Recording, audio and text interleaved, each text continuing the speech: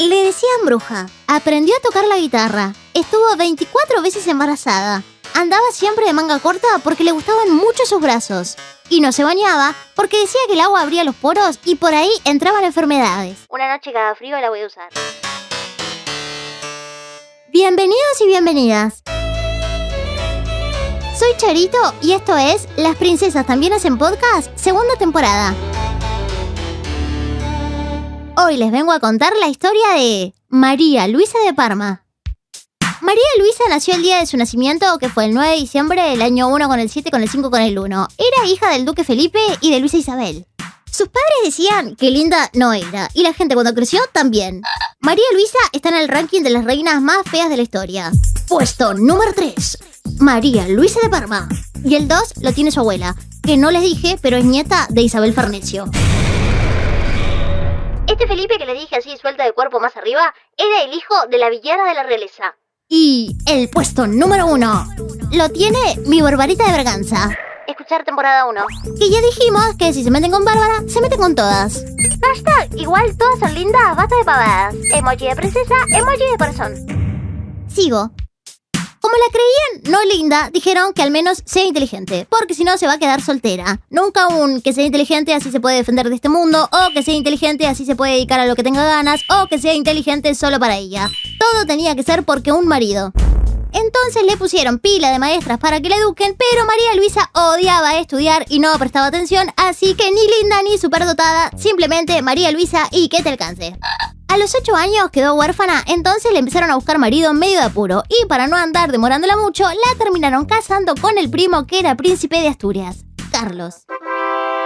Carlos, para que se lo imaginen, tiene cosas de Eros Ramazzotti y Bilardo. María Luisa y Carlos se casaron un miércoles como para cortar la semana. Al principio todo muy lindo, pero al poco rato María Luisa ya no quería saber nada con el matrimonio, diciendo que su marido era muy aburrido. A Carlos solo le gustaba estar en su taller haciendo relojes, aburrido, y a veces salir a buscar animales, aburrido, no le gustaban las reuniones, aburrido, y jamás quería ir a una fiesta, aburrido.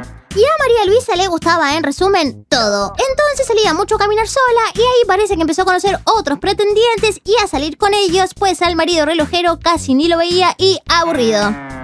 El suegro, Carlos III, cuando se enteró cuál directora de escuela no la dejó salir más al patio. Pero María Luisa se escapaba igual y siempre la veían en alguna fiesta rodeada de nuevas conquistas.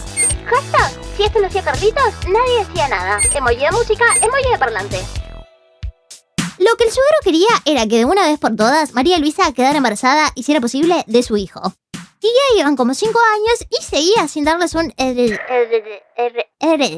Pero terminó pasando, porque al poco tiempo nació Carlos Clemente y enseguida Carlota Joaquina. Y los siguientes 9 años María Luisa los estuvo embarazada a todos, y pila de años más también. María Luisa estuvo embarazada 24 veces, aunque solo llegó a tener 14 hijos. Y esto le trajo la fama de bruja porque decían que estaba maldita.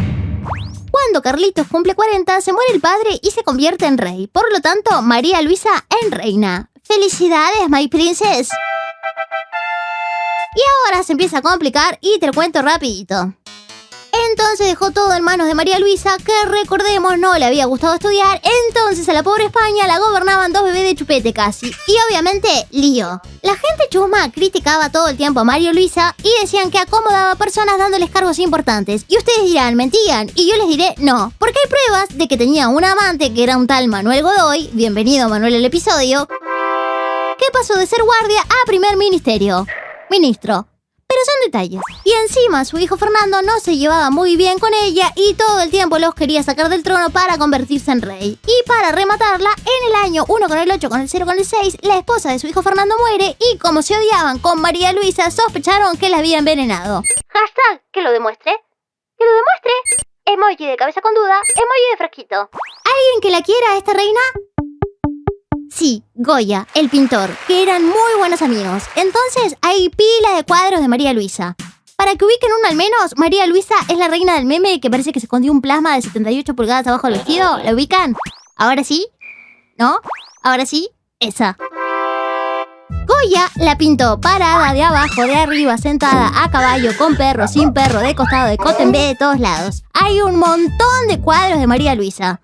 De nada, fans del arte. Con el paso del tiempo, Carlos, que solo se dedicaba a cazar, y María Luisa, que vivía de fiesta, la llave de España la terminó usando Manuelito. Me parece que se mandó algunas macanas y terminó todo con Carlitos dándole la corona a uno que se llamaba Napoleón y chau trono. Hashtag, ¿para qué te traje? Emoji de corona, emoji de llave. Carlos, María y Manuel, sí, los tres, después del hito ese, se fueron a vivir a una iglesia en Roma y se dedicaron a coleccionar arte.